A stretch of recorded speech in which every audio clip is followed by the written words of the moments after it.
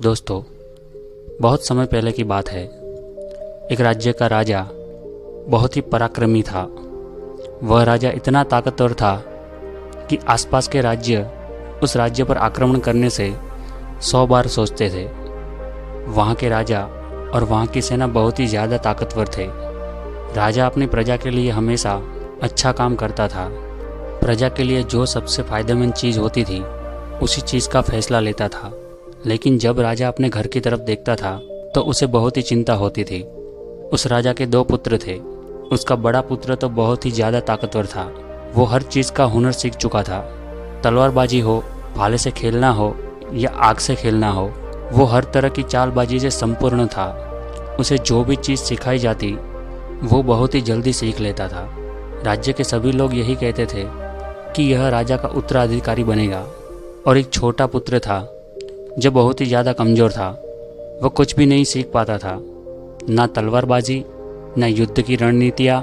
वह हमेशा आलस में पड़ा रहता था और यह बात राजा को बहुत ही तकलीफ देती थी।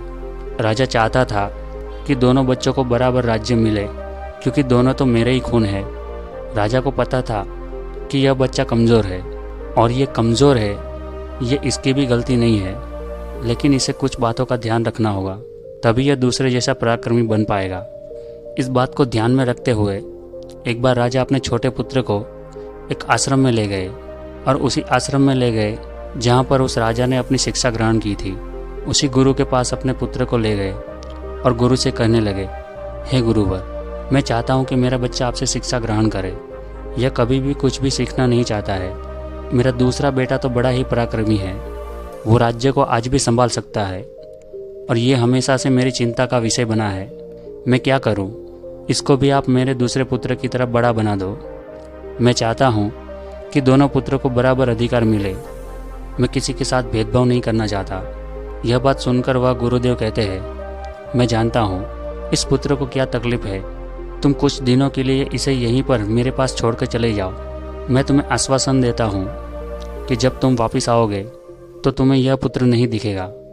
इसकी जगह कोई और दिखेगा जिस पर तुम शायद ही विश्वास कर पाओगे। क्योंकि गुरुदेव बड़े ही आत्मज्ञानी थे, वह उस पुत्र को देखकर समझ गए थे कि इस बच्चे को क्या तकलीफ है और इसे कैसे पराक्रमी बनाया जा सकता है। क्योंकि वो आखिर एक राजा का खून था, बस उसे इसी बात का एहसास करवाना था। राजा वहाँ पर अपने पुत्र को छोड़कर चले जाते हैं। उसके बाद वो शिष्य की तरह उसी आश्रम में रहने लगा। बहुत दिन बीत गए, लेकिन गुरुदेव सही समय का इंतजार कर रहे थे। एक दिन वे गुरुदेव उसे कहते हैं, चलो आज मैं तुम्हें कुछ दिखाना चाहता हूँ। उसके बाद उस बच्चे का हाथ पकड़ते हैं और एक पहाड़ी पर लेकर चले जाते हैं। उस पहाड़ी पर ले जाकर गुरुदेव कहते हैं, आज मैं तुम्हें कुछ सिखाने वाला हूँ। वह तुम्हें ध्यान से सीखना होगा, क्योंकि यदि तुमने आज नहीं सीखा तो ज़िंदगी में कभी कुछ भी नहीं सीख पाओगे। मैं तुम्हें ये एहसास करवाना चाहता हूँ कि तुम इस धरती पर क्यों आए हो। उसके बाद वे गुरुदेव कहते हैं, ज़रा ऊपर ध्यान दो। ऊपर एक चील दिखाई देती है जिसने पंजे में अपना बच्चा पकड़ा हुआ था। वह ऊपर आकाश में जाती है, इतनी ऊंची जाती है कि बादलों को चीरते हुए ऊपर चली जाती है और वहां पर जाकर अपने बच्चे को छोड़ देती है। गुरु और शिष्य उस चील को ध्यानपूर्वक देख रहे थे। वो चील अपने बच्चों को छोड़ देती है। उसका बच्चा पत्थर की भांति जमीन पर नीचे गिरने लगता है। जब वो नीचे आने लगता है तो वो अपने पंखों को फड़फड़ाने लगता है, लेकिन उसके पंख नहीं खुलते।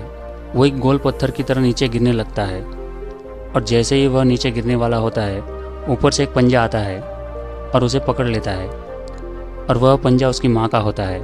उसके बाद वह माँ फिर से उसको ऊपर ले जाती है, फिर उसको आकाश में ले जाकर वहीं से छोड़ देती है। चील ऐसा कर रही थी, तभी गुरुदेव उस शिष्य का हाथ पकड़ते हैं और एक पेड़ पर लेकर जाते हैं। उस पेड़ के पास उस चील का घोंसला था। उस घोंसले में उस शिष्य को दिखाते हैं, इस घोंसले को ध्यान से देखो, इसी में उस चील का बच्चा रहता है। और इस पेड़ को ध्यान से देखो, इस पेड़ पर कितने फूल हैं, लेकिन फिर भी इस घोंसले में एक भी फूल नहीं है।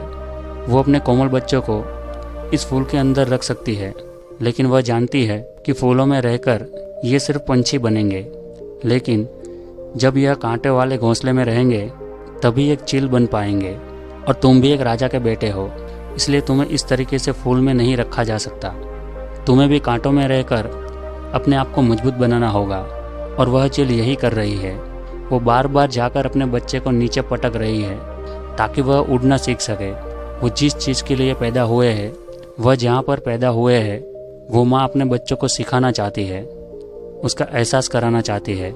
यदि वह किसी दूसरे पंछी की योनि में पैदा हुए होते तो यह सब उसे करना नहीं पड़ता। वह एक फूलों में पैदा हो जाता और फूलों में ही ख़त्म हो जाता। लेकिन चील के बच्चे का एक नियम होता है, उसकी नियति उसे तभी जिंदा रखती है जब यह सब हुनर वो सीख पाएगा।